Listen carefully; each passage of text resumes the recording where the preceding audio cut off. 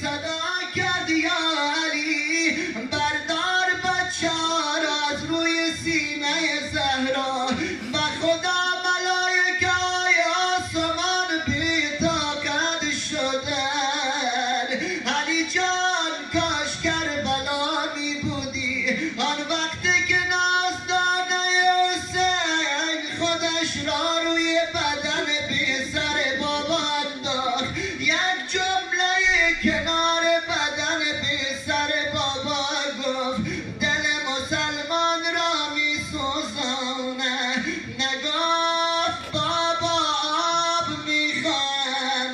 نگفت بابا بغلم کن یک وقت نگاه کن ببین عمم را با تازیانه می زنن جانم حسین جانم حسین ای جان جانم حسین جانم حسین جانم